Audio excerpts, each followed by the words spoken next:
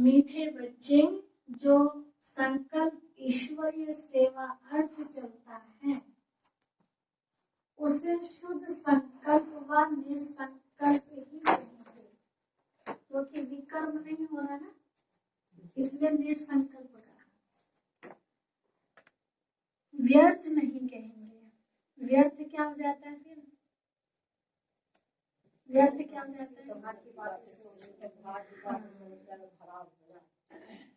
जिनका कोई लेन देन नहीं है, जिन बातों को सोचने से फायदा नहीं है, विकर्म भी बन जाता है, क्योंकि वायुमंडल ऐसा बन जाता है, जैसा हम सोचते हैं फिर दूसरों के भी ऐसे ही सोच शुरू हो जाती है।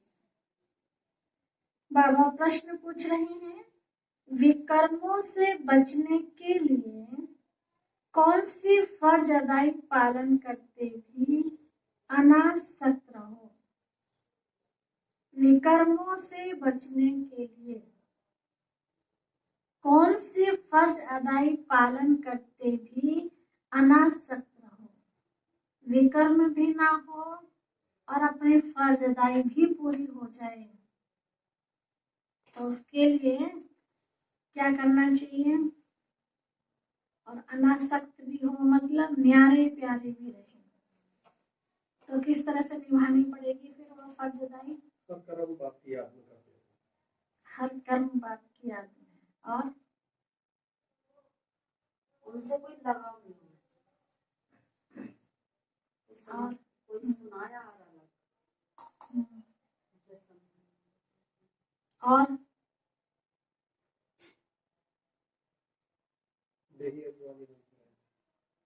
देही अभिमानी बन के रहे।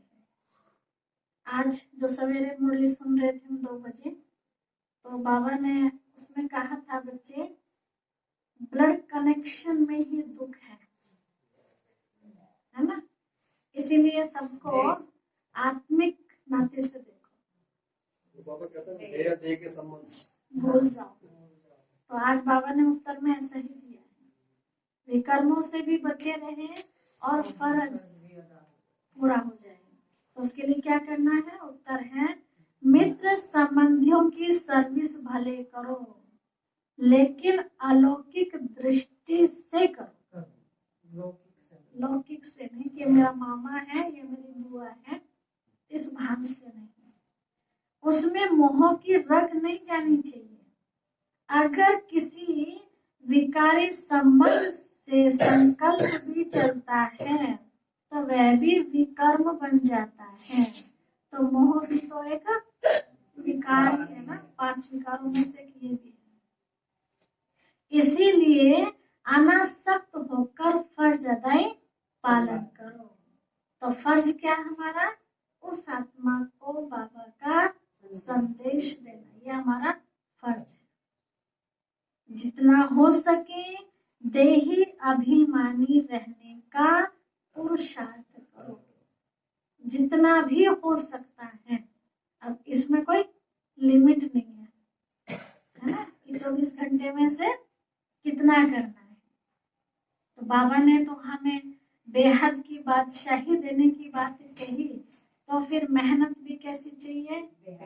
बेहद की चाहिए, और बेहद कितना पहुंच जाए उसकी कोई लिमिट नहीं है, क्योंकि इस समय दाता अपने सारे खजाने खोल करके बैठा है, तो लेने वाले के ऊपर है कितना वो ले पाता है ना।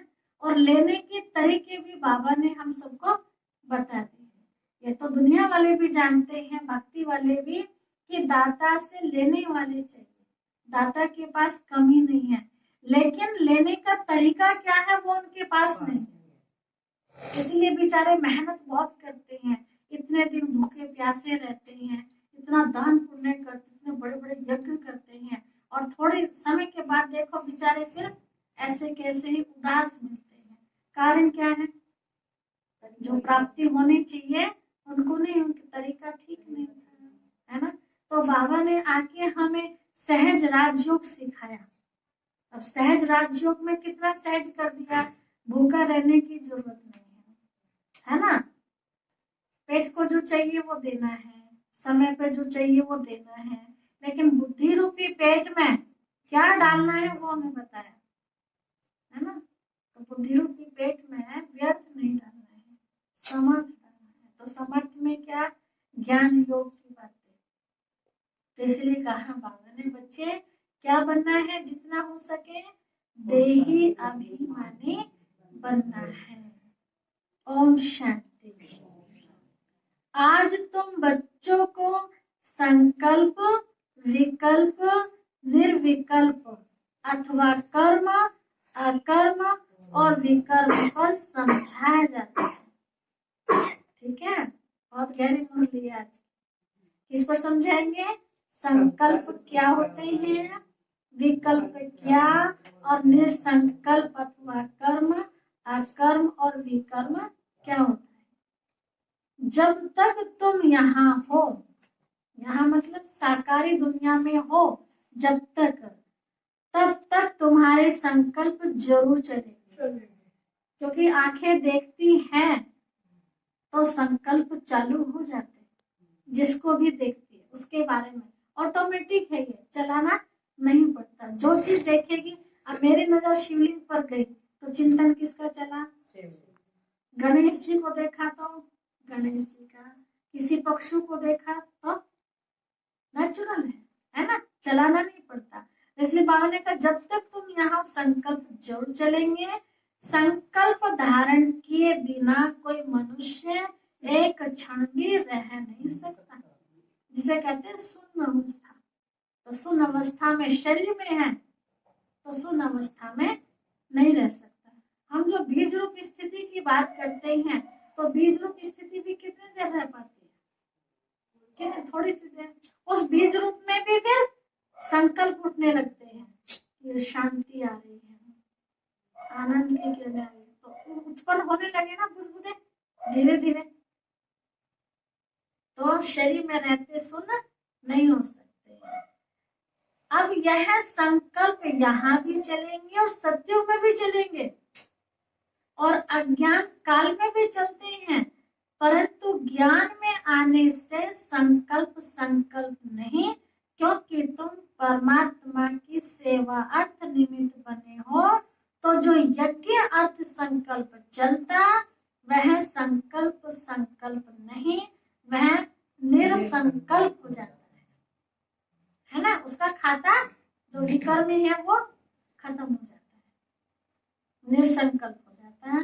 बाकी जो फालतू संकल्प चलते हैं, अर्थात कलयुगी संसार और कलयुगी मित्र संबंधियों के प्रति चलते हैं, वह संकल्प कहे जाते हैं। कितना गहरा राज खोल रहे हैं आज बाबा। कई बार विचार चलता है ना, ये क्या है, संकल्प, विकल्प, अकर्म, विकर्म, सुकर्म क्या है।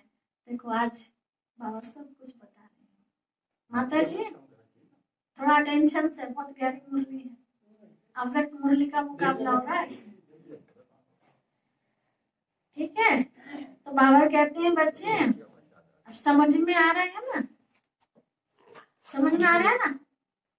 जो भी इस दुनिया के बारे में संकल्प चलते हैं, इस देह के बारे में, संबंधियों के बारे में संकल्प चलते हैं, तो बाबा ने कहा वो व्यर्थ में गिनती आ जाता है।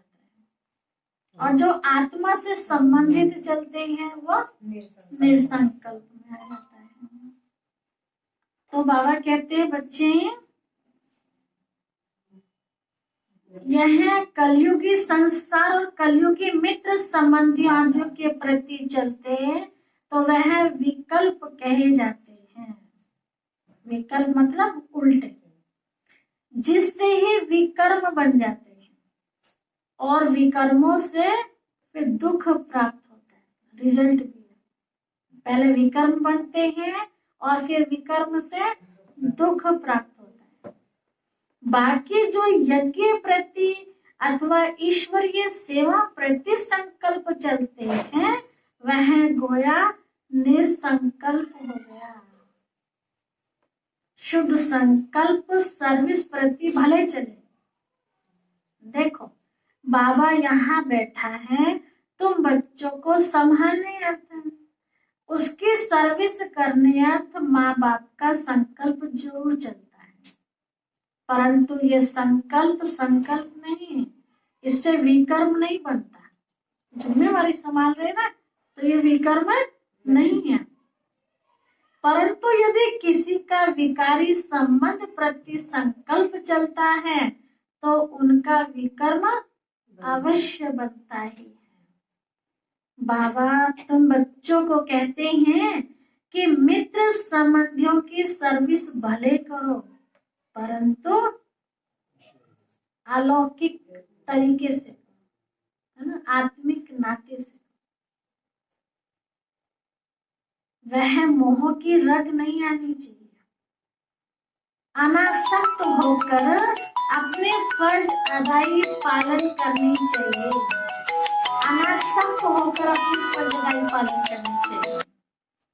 परंतु जो कोई यहाँ होते हुए, कर्म संबंध में होते हुए उनको नहीं काट सकते, तो भी उनको परमात्मा को नहीं छोड़ना चाहिए। सुना, यहाँ रह रहे हैं, छोड़ तो नहीं सकते ना। हाँ, चलो मोह खत्म नहीं हो रहा, आप सोचे क्या करें, ये मोह की रगे तो जा नहीं रहे, इससे अच्छा तो घर ही बैठ जाओ, योग नहीं लगता है ना, या सेवा में हम टाइम नहीं निकाल पाते, है ना, इससे अच्छा तो जाने छोड़ दो, है ना। तो बाबा कह रहे बच्चे नहीं, परंतु जो यहाँ कोई होते हुए, कर्म संबंध होते हुए उनको नहीं काट सकते हो, तो उनको परमात्मा को नहीं छोड़ना चाहिए। फिर तो और ही डूब जाएगा अगर छोड़ दिया, पहले दलदल में फंसे हुए हैं। तो हिम्मत नहीं छोड़नी है। हाथ पकड़ा होगा तो कुछ ना कुछ पद प्राप्त कर लेंगे, है ना। हैं जिनमें कोई काम है, ना कोई काम है, ना कोई क्रोध है, ना लोभ है, ना मोह है, वो सर्विस बहुत अच्छी कर सकते हैं, कहीं भी बंधन में बंधे हुए नहीं है ना। अब उन्हों की बहुत ज्ञान विज्ञान में अवस्था अच्छी है। ज्ञान मतलब समझ, है ना, विज्ञान पढ़ना मतलब योग, उनका ज्ञान योग बहुत अच्छा है। वह तो तुम सब भी वोट देंगे उनको, दिखाई देता है ना कईयों का, वे बहुत सेवाओं में भागते रहते हैं, है ना, जहाँ से भी निमंत्रण हो सेवा का एडजस्ट करके पहुंचते हैं, तो दिखता है तो उनको वोट देंगे ना सभी। अब यह तो जैसे मैं जानता हूँ वैसे तुम बच्चे भी जानते हो, अच्छे को सब अच्छा ही कहेंगे, सेवाधारी को तो सब सेवाधारी कहेंगे, जिसमें कुछ खामी होगी उनको सभी वोट देंगे नहीं। अब यह निश्चय करना चाहिए जिनमें कोई विकार है वो सर्विस नहीं कर सकते, वो विकार उन्हें कहीं ना कहीं सर्विस से वंचित कर देगा किसी भी कारण से। जो विकार प्रूफ है वही सर्विस कर औरों को आप समान बना सकेंगे, उनकी बात में ही दम होगा। इसीलिए विकारों पर पूर्ण जीत चाहिए, थोड़ी बहुत नहीं, पूर्ण तरीके से जीत चाहिए। निर्विकल्प पर पूर्ण जीत चाहिए। ईश्वरीय अर्थ संकल्प को निर्संकल्प कहा जाएगा। ईश्वरीय सेवाओं के प्रति जो विचार उठते हैं वो हमारे अच्छे विचारों में है। वास्तव में निर्संकल्पता उसी को कहा जाता है जो संकल्प चले ही नहीं। असलियत तो ये है ना, सुना बस, कोई संकल्प नहीं किसी तरह का। लेकिन बाबा ने कहा जो सेवा अर्थ चल रही है, तो बाबा ने उसको वो पदवी दे दी, उसको भी ये कह सकते हैं दुख सुख से न्यारा हो जाए वह तो अंत में जब तुम हिसाब किताब चुकतू कर चले जाते हो वहां दुख सुख से न्यारी अवस्था में परम धाम में तब कोई संकल्प नहीं चलता। जैसे गहरी नींद हो जाती तो कोई पता नहीं रहता, तो उस समय कर्म अकर्म दोनों से परे अकर्मी अवस्था में रहते हो। यहाँ तुम्हारा संकल्प जरूर चलेगा, है ना, कभी गर्मी है तो कभी सर्दी, कभी भूख, कभी प्यास, तो संकल्प तो चलेगा जरूर। हाँ, तुम्हारा संकल्प जरूर चलेगा, क्योंकि तुम सारी दुनिया को शुद्ध बनाने हेतु निमित्त बने हुए हो, और उसके लिए तुम्हारे शुद्ध संकल्प जरूर चलेंगे, है ना। जिम्मेवारी मिली है तो जहाँ जिम्मेवारी होती है वहाँ चिंता जरूर चलता है, और जहाँ जिम्मेवारी नहीं होती वहाँ फ्री रहते हैं, है ना। जैसे किसी के घर में फंक्शन होने वाला हो, है ना, तो किसकी हाँ नींद टूट जाती, भाई दिन नजदीक आते जा रही हैं, इतने लोग आएंगे, क्या क्या करना, कैसे करना, है ना। और जिसके ऊपर जिम्मेवारी नहीं है उनको तो आना है और शामिल होना है फंक्शन में, उनका चिंतन चलेगा, उनका सिर्फ इतना चलेगा अच्छा उस तारीख को जाना, बस उतना। तो ऐसे हमारे ऊपर बाबा ने कितनी बड़ी जिम्मेवारी दी है, कितनी बड़ी जिम्मेवारी, विश्व परिवर्तन की बेहद की जिम्मेवारी दी है ना।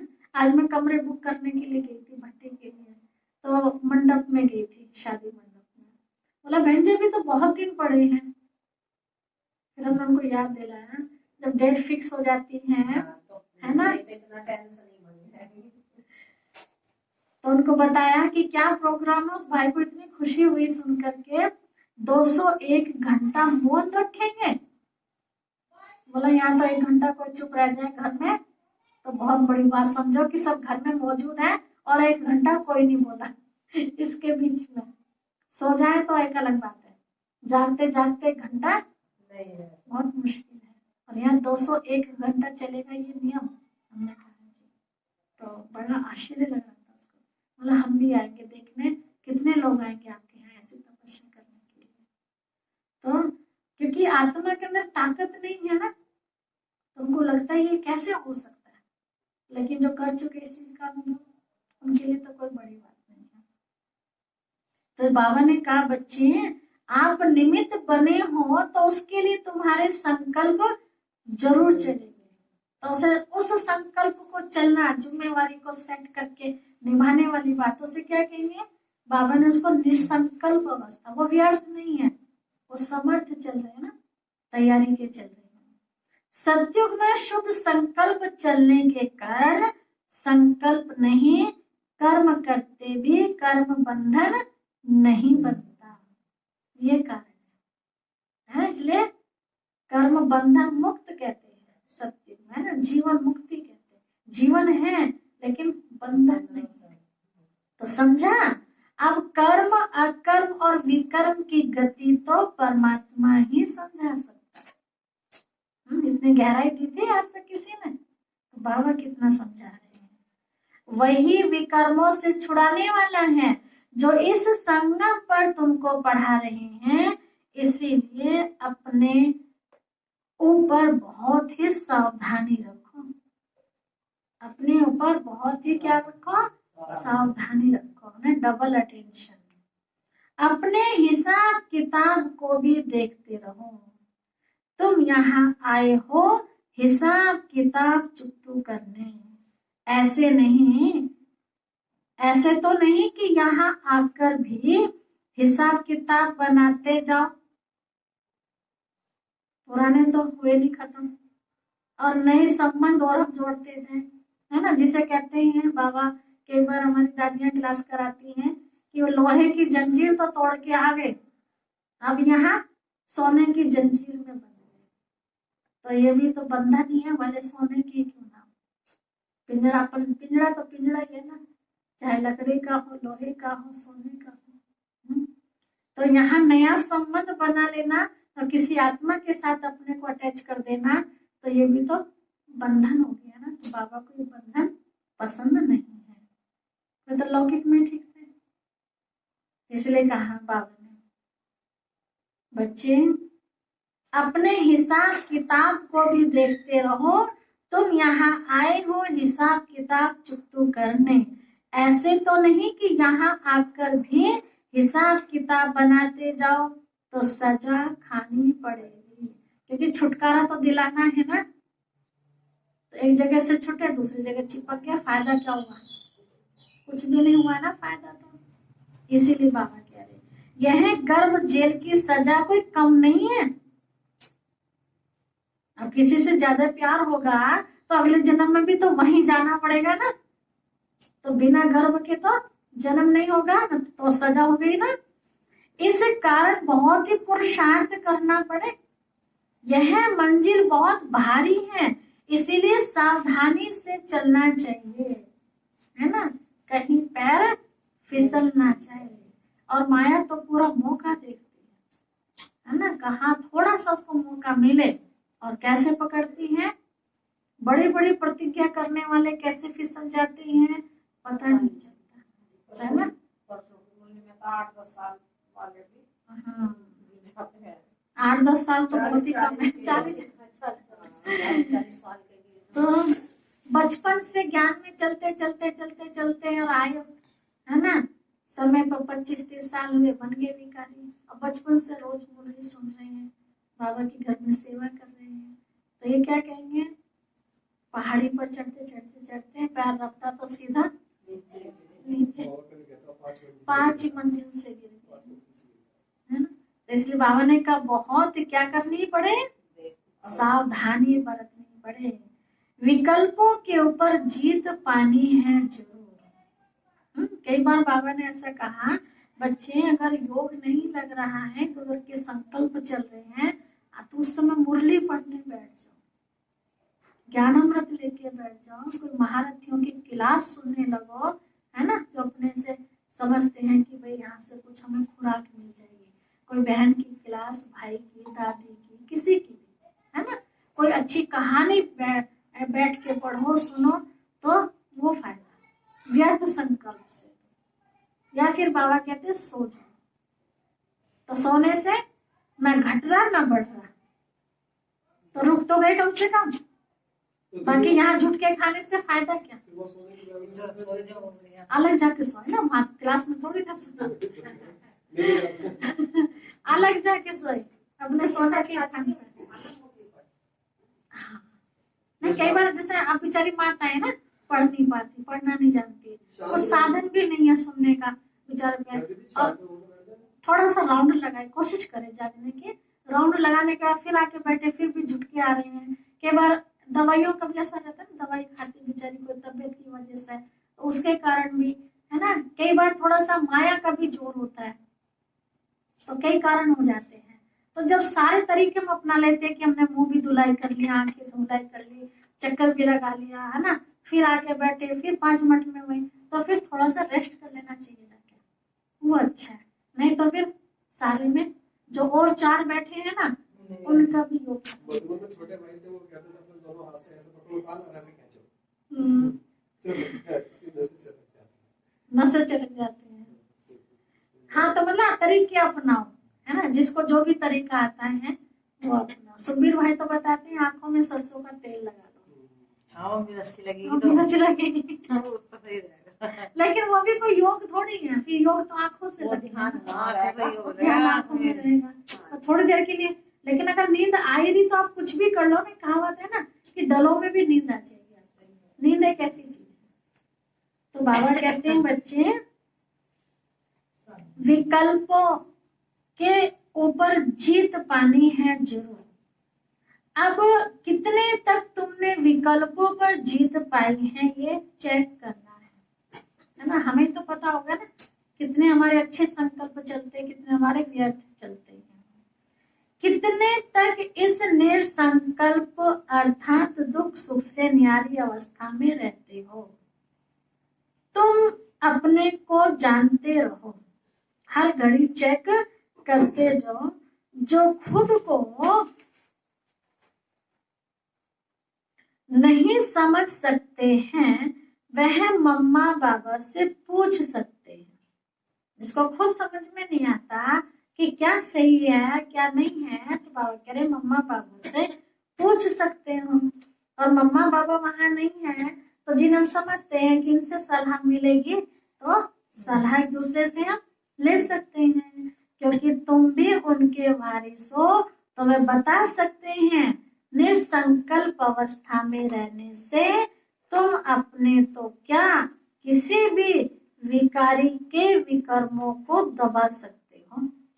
कितनी पावर होती है संकल्पों के अंदर कि दूसरे विकारी संकल्प भी दब जाएंगे। कोई भी कामी पुरुष तुम्हारे सामने आएगा तो उसका विकारी संकल्प ही नहीं चलेगा। पवित्र धारा बह रही है ना, तो यह पवित्र टकरा जाएगी। जैसे देखते हैं युद्ध में आमने सामने बाण चलते हैं, है ना, इधर से बाण गया उधर से बीच में कटाव। तो ऐसे उधर से विकारी संकल्प आ रहे, इधर से पावरफुल संकल्प जाए तो हमारे पर अटैक होंगे, बीच में खत्म हो जाते हैं। तो इतनी पावर भी चाहिए ना अपने अंदर कि किसी का भी असर हमारे ऊपर हो न सके। इसलिए बाबा ने कहा तो उसका विकारी संकल्प नहीं चलेगा। जैसे कोई देवताओं के पास जाता है तो उनके सामने वह शांत हो जाता है। मनोवृत्ति ऑटोमेटिक मूर्ति के सामने भी और चैतन्य के सामने है तो बिल्कुल सुन हो जानी चाहिए। तो ये तो देवताओं की बात बाबा ने बताई। वैसे तुम भी गुप्त रूप में देवताएं हो, तुम्हारे आगे भी किसी का विकारी संकल्प नहीं चल सकता। परंतु ऐसे बहुत कामी पुरुष हैं जिनका कुछ संकल्प अगर चलेगा तो वह भी वार नहीं कर सकेगा।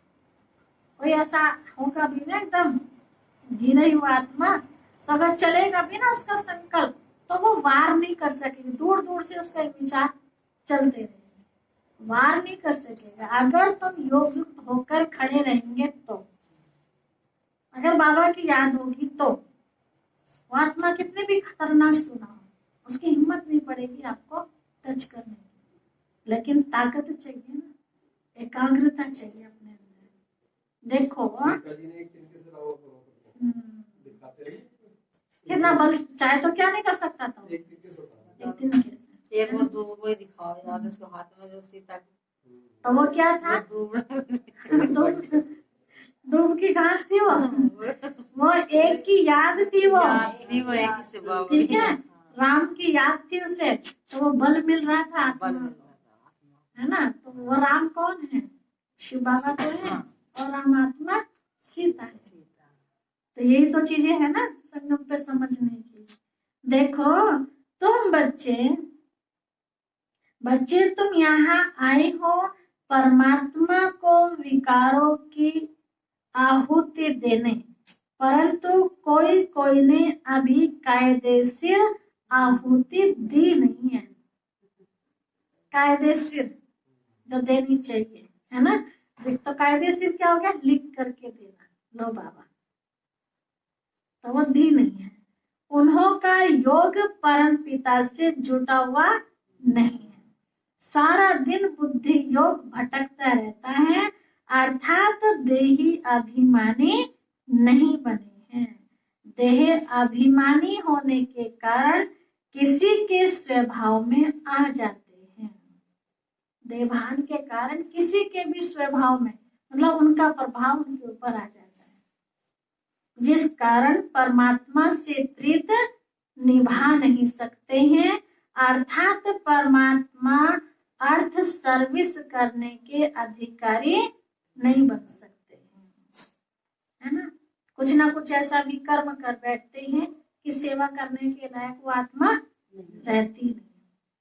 तो जो परमात्मा से सर्विस ले फिर सर्विस कर रहे हैं, अर्थात पतितों को पावन बना रहे हैं, वही मेरे सच्चे पक्के बच्चे हैं। सुन ली पहचान कौन है, जो बाबा से हाँ शक्ति लेके खुद पावन बने और दूसरों को भी पावन बना रहे, वही सच्चे पक्के बच्चे। सच्चे भी हैं और पक्के भी। उन्हें बहुत भारी पद मिलता है ना। ये लक्ष्मी नारायण ऐसे थोड़ी ना बन गए, कितनी मेहनत की है तब इन्हें भारी पद मिलता है। अभी परमात्मा खुद आकर तुम्हारा बाप बना है, परमात्मा बाप बना है। उस बाप को साधारण रूप में न जानकर कोई भी प्रकार का संकल्प उत्पन्न करना गोया विनाश को प्राप्त होना। सुना, उस बाप को साधारण रूप में ना जानकर, साधारण रूप में है ना तो उसे पहचान नहीं रहे लोग बात, ना पहचानने के कारण तो क्या हो रहा है, अपना ही नुकसान उठा रहे, ना जानकर कोई भी प्रकार का संकल्प उत्पन्न करना, मतलब उल्टा सीधा संकल्प, हाँ जी हमारे भगवान है ना, संशय जिसको कहेंगे, तो क्या कर रहे हैं वो विनाश को प्राप्त हो रहे हैं। अभी वह समय आएगा जो 108 ज्ञान गंगाएं पूर्ण अवस्था को प्राप्त करेगी। 108 गंगाएं मतलब ऐसे 108 पवित्र आत्माएं संपूर्णता को प्राप्त होंगे। बाकी जो पढ़े हुए नहीं होंगे वे अपने ही बर्बादी करेंगे। जो पढ़े हुए नहीं, लोग की पढ़ाई की बात नहीं है, ये बाबा की पढ़ाई। यह निश्चय जानना, जो कोई इस ईश्वरीय यज्ञ में छिपकर काम करता है तो उनको जाने जाननहार बाबा देख लेता है, वह फिर अपने साकार स्वरूप बाबा को टच करता है। ब्रह्मा बाबा सावधानी देने हैं, तो कोई भी बात छिपानी नहीं चाहिए। भल भूले होती हैं परंतु उनको बताने से ही आगे के लिए सच बच सकते हैं, इसीलिए बच्चे सावधान रहना। भूले हो जाती हैं तो बाबा कहते हैं बताओ, चिट्ठी लिखो, तभी तो सावधानी मिलेगी, नहीं तो वो फिर क्या होगी, गलती होती रहेगी। बार बच्चों को पहले अपने को समझना है कि मैं कौन हूं, मैं शरीर तो नहीं हूं ना, मैं कहते हैं आत्मा को, मैं आत्मा कहाँ से आया हूं, किसकी संतान हूं। आत्मा को जब ये मालूम पड़ जाए कि मैं आत्मा परम पिता परमात्मा की संतान हूं, तो अपने बाप को याद करने से खुशी आ जाए। पहचान हो गई ना, संबंध जुट गया तो खुशी मिल जाए। बच्चे को खुशी तब आती है जब बाप के ऑक्यूपेशन को जानता है ना, मेरा बाप कितना बड़ा डॉक्टर है, वकील है, इंजीनियर है, प्रधानमंत्री है, राष्ट्रपति है, तो बच्चे को पता होगा तो कितना उसको खुशी होगी। जब तक छोटा है बाप के ऑक्यूपेशन को नहीं जानता तब तक इतनी खुशी नहीं रहती। जैसे बड़ा होता जाता बाप के ऑक्यूपेशन का पता पड़ता जाता तो वो नशा, वो खुशी चढ़ती जाती। तो पहले उनकी ऑक्यूपेशन को जानना है कि हमारा बाबा कौन है। सिर्फ बाबा बाबा कहने से भी ना ढीले पड़ जाते हैं, बाबा ही तो है लेकिन ये कौन सा बाबा है ये नहीं पता। तो जब याद रहता है तो फिर खुशी भी और नशा भी चढ़ता है। तुम्हारे पास जो नए जिज्ञासु आते हैं उनको पूछना चाहिए कि तुम यहाँ क्यों पढ़ते हो, क्यों आते हो, है ना, तो पता तो चले। वो भावनावश आ रहे हैं, कोई महात्मा समझ के आ रहे हैं, शास्त्र सुनने आ रहे हैं, क्या करने आ रहे हैं, तो उनसे पूछना चाहिए क्या पढ़ते हो, इससे क्या स्टेटस मिलती है, क्या पद मिलने वाला है इससे। उस कॉलेज में तो पढ़ने वाले बताते हैं कि हम डॉक्टर बन रहे हैं, इंजीनियर बन रहे हैं, तो उन पर विश्वास करेंगे ना कि यह बरोबर पढ़ रहे हैं। तो यहाँ भी स्टूडेंट्स बताते हैं कि यह है दुख की दुनिया, जिसको नर्क, हेल अथवा डेविल वर्ल्ड कहते हैं। उनको फिर हेवन अथवा डीटी वर्ल्ड कहेंगे, जिसको स्वर्ग कहा जाता है। ये आसुरी दुनिया है और वो दैवी दुनिया है। यह तो सभी जानते हैं, समझ भी सकते हैं कि यह स्वर्ग नहीं है। चारों तरफ आफत ही आफत है तो कौन कहेगा इसको स्वर्ग है। यह तो नर्क अथवा दुख की दुनिया है। पाप आत्माओं की दुनिया है, तब तो उसको पुकारते हैं कि हमको पुण्य की दुनिया में ले चलो। तो यह बच्चे जो पढ़ रहे हैं वह जानते हैं कि हमको बाबा उस पुण्य की दुनिया में ले चल रहे हैं। तो जो नए स्टूडेंट्स आते हैं उनको बच्चों से पूछना चाहिए। क्या पूछना चाहिए? बच्चों से पढ़ना चाहिए। वह अपने टीचर का अथवा बाप का ऑक्यूपेशन बता सकते हैं। इतना तो पता चले बच्चों से कि अपने टीचर के बारे में जानते भी हैं कि हमारा टीचर कौन है। बाप थोड़ी अपनी सराहना खुद करेंगे, बाबा थोड़ी ना अपनी महिमा खुद करेंगे, मैं इतना बड़ा हूँ, है ना। अपने मुंह से कोई कहे तो अच्छा थोड़ी लगता है, कोई दूसरा बताए ना कि ये इतने बड़े हैं, पता है आपको कौन है। तो इसलिए बाबा ने कहा तो बताओ किसकी मुरली सुन रहे हो तुम, किसके वाक्य सुन रहे हो तुम, जानते हो ना माता जी किसके महावाक्य हैं ये जो पढ़ा जा रहा। हाँ, ये जो सुना रहे हैं ये महावाक्य किसके हैं? बाबा के। कौन से बाबा के? शिव बाबा कौन है? भगवान के महावाक्य सुन रहे हैं, है ना। तो बाबा कहते हैं बच्चे, टीचर अपनी महिमा खुद बैठ करेगा क्या? वह तो स्टूडेंट सुनाएगा ना कि हमारा टीचर इतना बड़ा है। तब कहते हैं स्टूडेंट सोच मास्टर। स्टूडेंट ही तो शो करेगा ना मास्टर का। तुम बच्चे जो इतना कोर्स पढ़कर आए हो, तुम्हारा काम है नयों को बैठ समझाना।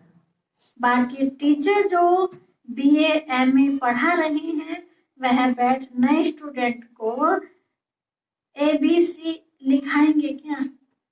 बड़ी क्लास को पढ़ाने वाले, तो छोटों को फिर कौन पढ़ाएगा? जो वे पढ़ रहे हैं, है ना। वो बीएससी वाला टीचर तो नहीं पढ़ाएंगे ना। कोई कोई स्टूडेंट अच्छे होशियार होते हैं, वह दूसरे को भी पढ़ाते हैं। उधर पढ़ के आए कॉलेज में और इधर छोटे बच्चों को पढ़ाते हैं। उसमें माता गुरु तो मशहूर है ना। सबसे पहला टीचर कौन? माता। तो यह है डीटी धर्म की पालना की माता।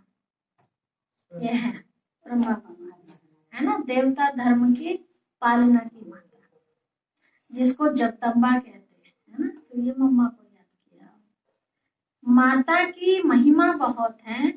बंगाल में काली, दुर्गा, सरस्वती और लक्ष्मी, इन 4 देवियों को बहुत पूजते हैं। काली, दुर्गा, सरस्वती और लक्ष्मी, 4 की पूजा बोलते हैं। 9 की 9 बताना जी, 9 उसमें 9 दिन में 9 की पूजा करनी चाहिए। 9 की हुआ तो वे 5 बची तो उनकी क्यों नहीं? 4 की जाकर हुआ है। ये विशेष है ना। अच्छा, उन 9 में विशेष। अच्छा, ये विशेष है जी। इनको बच्चा बच्चा जानता है ना। जैसे अभी गायत्री का नाम लेने लगो तो सब नहीं जानेंगे, है ना। पार्वती का नाम लेने लगो सब नहीं जानेंगे, लेकिन लक्ष्मी का नाम लो तो सभी जानेंगे, सभी जानते हैं। सरस्वती का, है ना, स्कूल में पूजा होती है, सब जानते हैं। दुर्गा को सब जानते हैं, ये फेमस है। तो कुछ विशेष काम किए होंगे ना इन्होंने, तो इसीलिए बाबा ने कहा बच्चे, काली को भी विशेष काम करा। काली को भी जाना। हाँ जी। अब उन 4 का ऑक्यूपेशन तो मालूम होना चाहिए ना। कह रहे हो 4 देवियों का धंधा तो क्या किया उन्होंने, ये पता होना चाहिए ना। तो बताओ क्या किया? काली ने क्या किया? बाला में, हाँ, असुरों का नाश किया था ना, भयंकर रूप। अच्छा, लक्ष्मी ने क्या किया था? सरस्वती ने क्या किया था? सरस्वती ने ज्ञान दिया। दुर्गा ने क्या किया था?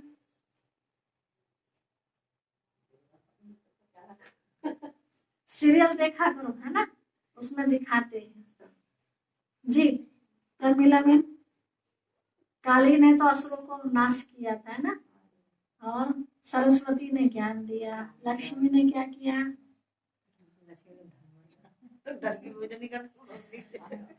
धन दिया। अच्छा, दुर्गा ने क्या किया?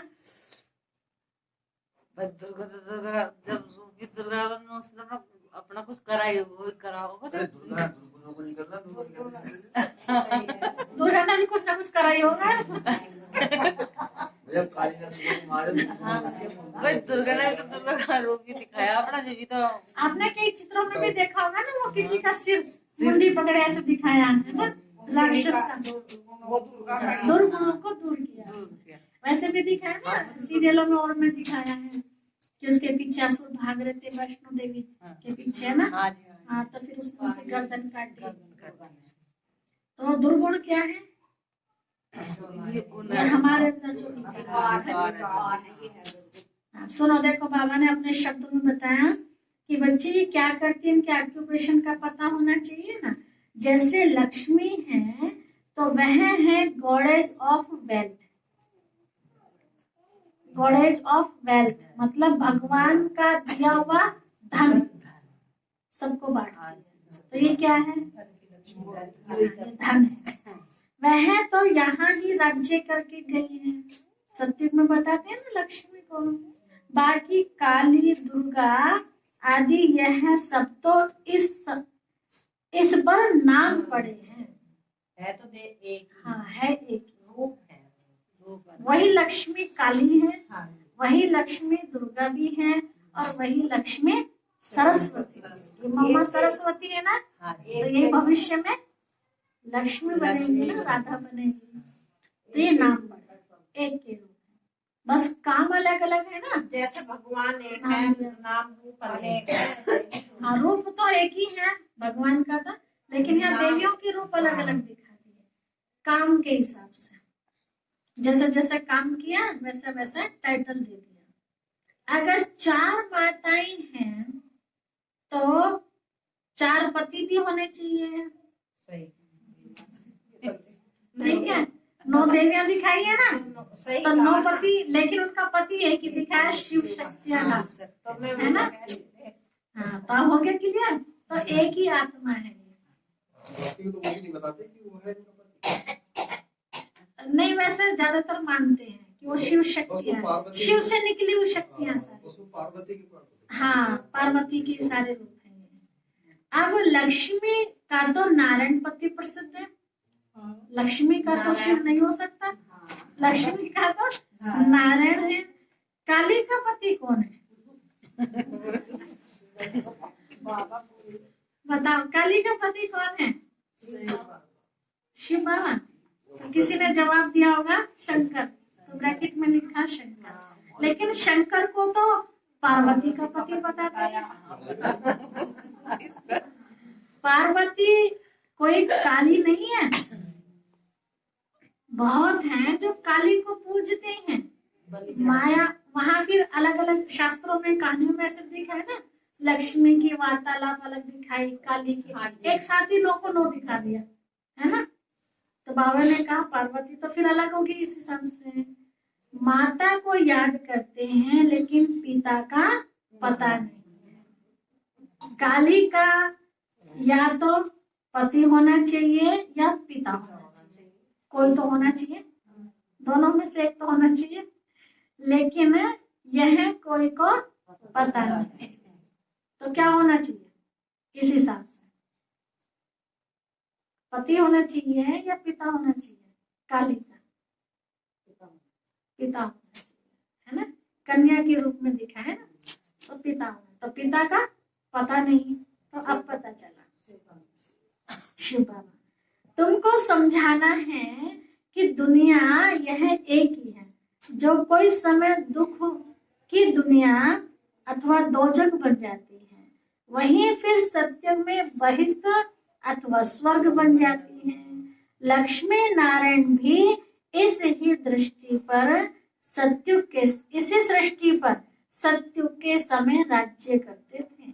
बाकी सूक्ष्म में तो कोई वैकुंठ है नहीं, जहाँ सूक्ष्म लक्ष्मी नारायण है ना। सूक्ष्म लोक में कोई ऐसा है नहीं, वो तो सिर्फ भक्ति मार्ग के हिसाब से दिखा दिया है।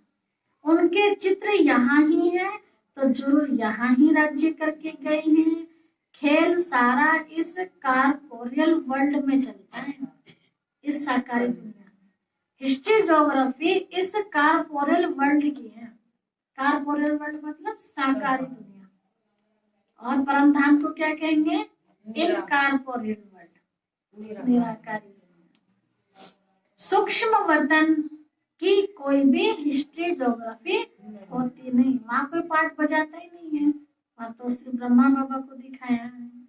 लेकिन सभी बातों को छोड़ तुमको नए जिज्ञासु को पहले अल्फ सिखाना है, वह फिर बे समझेगा। और बातों में ना जाके अल्फ और बे, ये दो चीज समझाओ। अल्फ माना अल्लाह, और अल्लाह से क्या मिलने वाला है? वो बे माना बादशाह। बस ये समझाओ। कोई भी नया आता है, अल्फ है गॉड, वह सुप्रीम सोल है। जब तक वह पूरा समझा नहीं है तब तक परम पिता के लिए वह लव नहीं जानता, तब तक प्यार भी नहीं उभरेगा ना उसके अंदर से। वह खुशी नहीं आती क्योंकि पहले जब बाप को जाने तब उनकी ऑक्यूपेशन को भी जानकर खुशी में आवे। तो खुशी है इस पहली बात को समझने में। गॉड तो एवर हैप्पी है, आनंद स्वरूप है, उनके हम सब बच्चे हैं। तो क्यों ना वह खुशी हमारे में भी आनी चाहिए। वह गुदगुदी क्यों नहीं होती?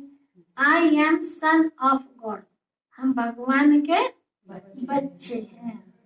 I am ever happy master God, भगवान खुशी का दाता है, खुशी में रहने वाला है, तो हम उसके बच्चे भी खुशी मास्टर एवर हैप्पी गॉड हो गए, है ना। तो मास्टर हो गए ना उनके जैसे।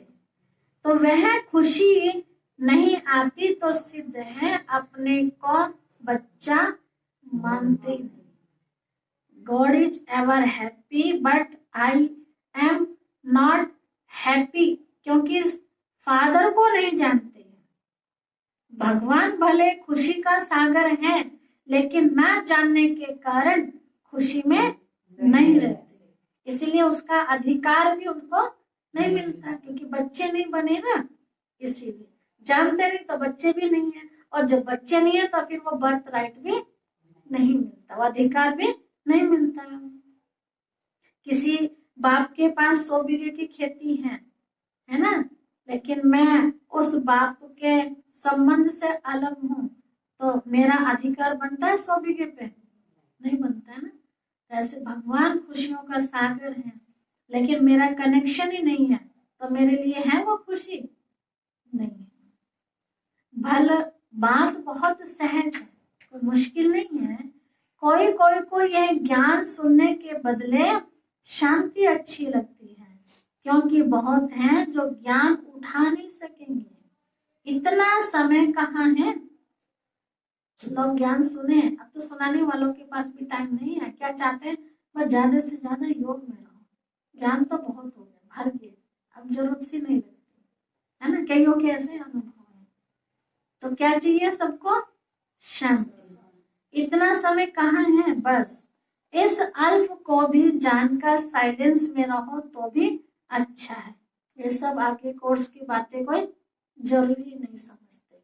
बस बाबा को जान लिया, बिंदु है, मैं बिंदु हूँ, तार जुड़ गया, बस इतना ही काफी है। अंत में आने वाली आत्माओं को हजम भी नहीं हो पाएगा ना इतना गहरा ज्ञान, तो बस शॉर्टकट चलेगी बात। जैसे सन्यासी भी पहाड़ों की कंदराओं में जाकर, गुफाओं में जाकर परमात्मा की याद में बैठते हैं, वैसे परमात्मा, परमपिता परमात्मा को उस सुप्रीम लाइट की याद में रहें तो भी अच्छा है। उनकी याद से सन्यासी भी निर्विकारी बन जाते हैं, परंतु घर बैठे तो याद नहीं कर सकते ना। तो इसीलिए उनको क्या करना पड़ा? फिर गुफाओं में जाना पड़ा, घर बार छोड़ना पड़ा। देखा ना विचारों में करके। यहाँ भी बाबा के बच्चों का भी अनुभव क्या कहता है क्यों भट्टी के लिए अलग से टाइम निकालते हैं कि घर में कितना भी सोचते हैं ना, नहीं हो पाता। उसके लिए तो अलग से टाइम टेबल सेट करके कहीं संगठन ऐसा बनाया जाए, चाहे मधुबन है, चाहे वारसी है, चाहे सेंटर है ना, चाहे पाठशाला है, कहीं भी, मतलब जैसा जिसको सेट होता है ना। तो इसीलिए संगठन बनाते हैं, पता है ना, हो नहीं पाता अकेले। संगठन का बल एक अपना बल होता है। इसलिए बाबा ने कहा कि बच्चे, तो इसीलिए सन्यासियों को फिर बाहर जाना पड़ा। वैसे परम पिता परमात्मा की उस सुप्रीम लाइट की याद में रहें तो भी अच्छा है। उसकी याद से सन्यासी भी निर्विकारी बन जाते हैं, परंतु घर बैठे तो याद कर नहीं सकते। वहां तो बाल बच्चों में मोह जाता रहेगा, इधर कोई रो रहा है, इधर कोई रो रहा है ना, कितनी खिंचातानी बनी रहती है। यह सामने उनका अर्थात आदिदेव का मंदिर खड़ा है, जहां तपस्या कर रहे हैं माउंट आबू में, दिलवाड़ा मंदिर। गीता में भी कहते हैं, देह सहित देह के सभी धर्मों का संन्यास करो। वह संन्यास कर जाते हैं तो महात्मा बन जाते हैं। गृहस्थी को महात्मा कहना बेकायदे है।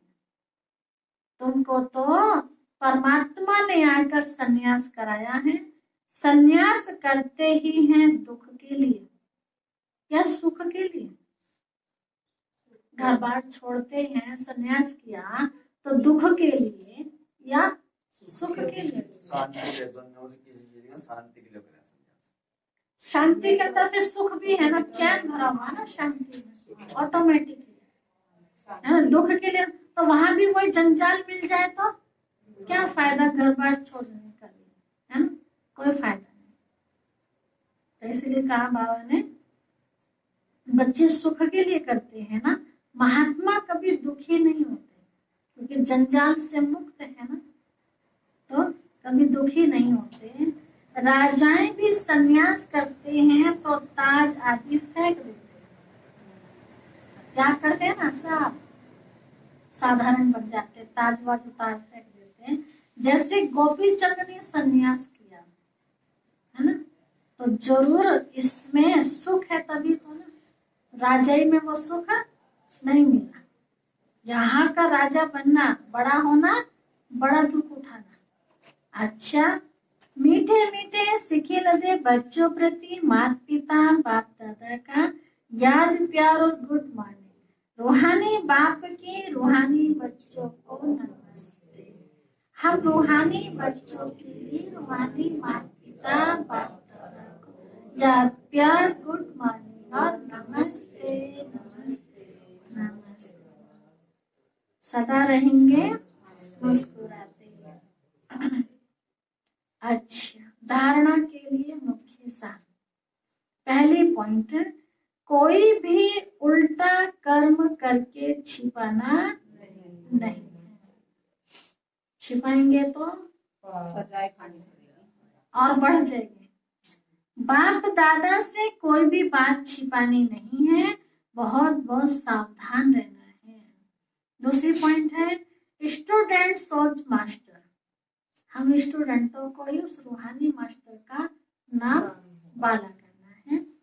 जो पढ़ा है वह दूसरों को पढ़ाना है। पढ़ा कब सकेंगे?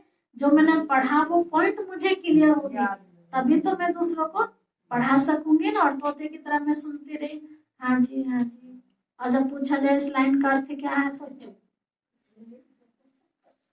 तो फिर दूसरों को समझा सकेंगे? कुछ भी नहीं समझा सकेंगे।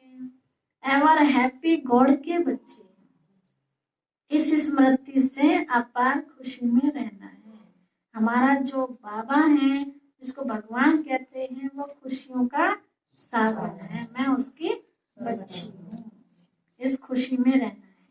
बाबा वरदान दे रहे हैं, हर आत्मा को ओज उठाने की भावना से, हर आत्मा को क्या करना, हमें ऊंचा उठाना है। ओज उठाने की भावना से रिगाड़ देने वाले शुभ चिंतक भाव। हर आत्मा को ऊंच उठाने की भावना से रिगाड़ देने वाले शुभ चिंतक भाव। हर आत्मा के प्रति श्रेष्ठ भावना अर्थात ऊंच उठाने की व आगे बढ़ाने की भावना रखना अर्थात शुभ चिंतक बनना। अपनी शुभ वृत्ति से शुभ चिंतक स्थिति से अन्य के अवगुण को भी परिवर्तन करना। अपनी इतनी श्रेष्ठ शुभ भावना हो कि अन्य आत्माओं के अवगुणों को भी परिवर्तन करना। किसी की भी कमजोरी व अवगुण को अपनी कमजोरी समझ वर्णन करने के बजाय व फैलाने के बजाय और परिवर्तन करना, यह है रिगाड़। फैलाने के बजाय क्या करें, उसका परिवर्तन, उसको समझा के उसके प्रति स्पेशल बाबा से शक्ति लेकर उसको देना, तो उसका परिवर्तन करना, यह है रिगाड़। बड़ी बात को छोटा बनाना, दिल शिकस्त को शक्तिवान बनाना, उनके संग के रंग में नहीं आना, है ना। वो डूब रही है तो मैं भी डूब जाऊं, संग के रंग में नहीं आना। सदा उन्हें भी उमंग उत्साह में लाना, यह है रिगाड़। जैसे आज बाबा की मुरली सुन रहे थे सवेरे, तो बाबा ने पुरानी मुरली थी, बाबा ने कहा जो बच्चे चले गए ना मेरे, उन्हें चिट्ठी लिखकर बुलाओ। बाबा को तरस आ रहा था, कभी क्या था बाबा, जगाओ जगाओ, सो बहुत दिन गए। पहले की बात है, जो बच्चे सो गए उनका हालचाल पूछो कि तुम तो इतने अच्छे थे, तुम्हें क्या हो गया है, चिट्ठी लिखो। ठीक है, तो याद करो चिट्ठी किसे किसे लिखनी है। तो बाबा कहते हैं उन्हें उमंग उत्साह में लाओ, उन्हें सदा, उन्हें भी उमंग उत्साह में लाना, यह है रिगाड़ देना।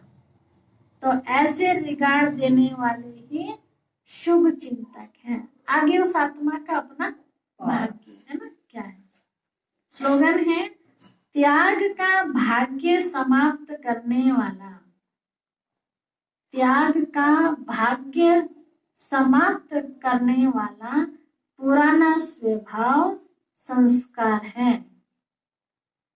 त्याग का भाग्य समाप्त करने वाला पुराना स्वभाव संस्कार। हाँ, जब त्याग हम कर रहे हैं ना, त्याग से जो हमें भाग्य मिलता है और वो भाग्य साथ के साथ साफ हो रहा, उसका कारण क्या है, पुराना स्वभाव संस्कार है।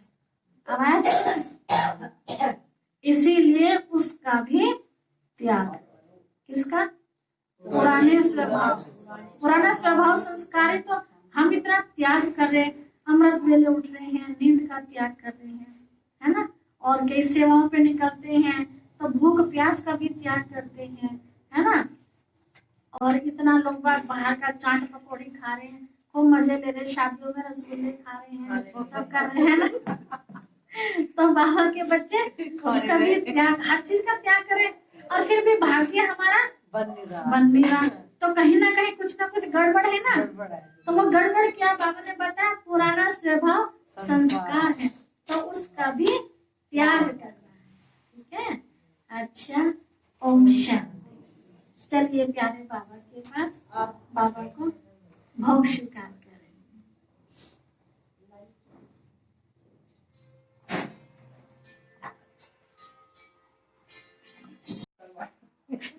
इनकी क्लास अटेंड करेंगे 3 बजे वाली।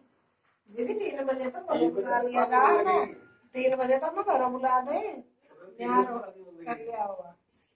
नहीं, एक दिन तो एडजस्ट कर सकते हैं, कहीं शादियों में भी तो जाते हैं। परसों भी नहीं आ जाएगी। हाँ तो देखो गए ना, परसों भी गए थे, आज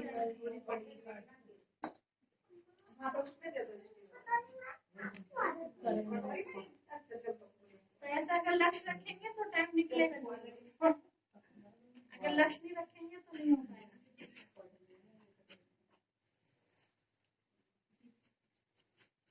आओ जी, आओ सोनो माता जी, आओ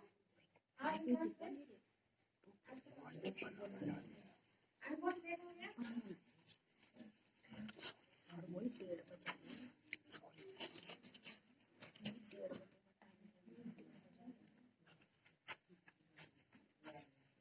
ओम ओम शांति। शांति बोलो दीदी।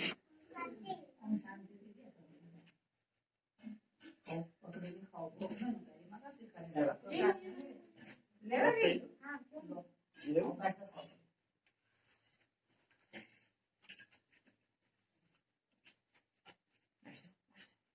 आओ ना भाई, आओ। योगेंद्र भाई।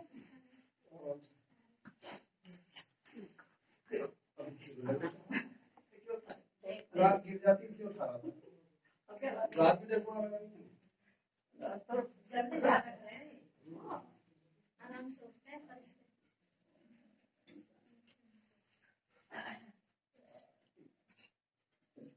हो गया, आ जाओ। आ जाओ, 2 किलो। बैठ जाओ। कुर्सी बैठो, आने जाओ।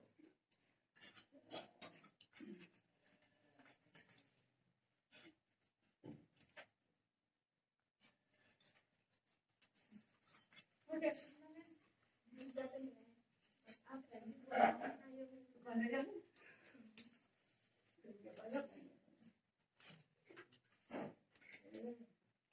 आ जाओ समुद्र में।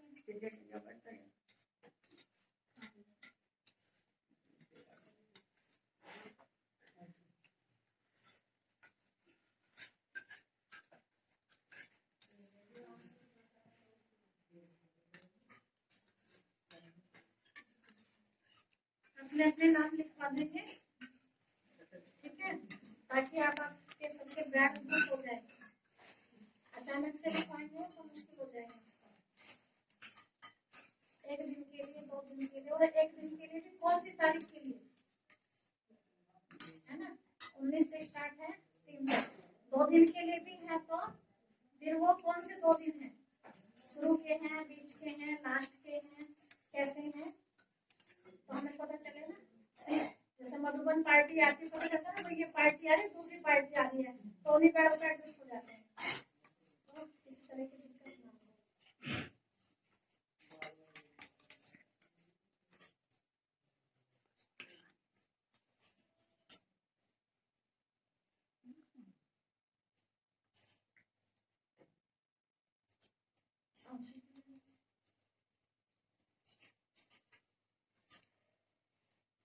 सेवाधारी 18 में आएंगे। भाई जी, सेवाधारी 18 में आएंगे। कभी बोला इसमें पूरा टाइम टेबल बना दिया मैंने। 18 के सवेरे आ जाएंगे और 19 की शाम को आएंगे पार्टी वाले। तो झांकी का कैंसिल हो गया क्योंकि नवरात्र नहीं है ना इस समय। नवरात्रि का झांकी तो अप्रैल में है। नवरात्रि का यहाँ करेंगे। पहले भट्टी का करिए, आइए समुद्री में।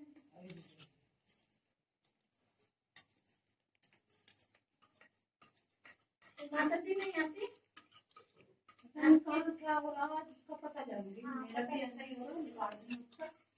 तो पशु कहीं हो रहे और वो छोटी बच्ची जो वो तो कपड़े बदलने में दूसरी का क्या कहीं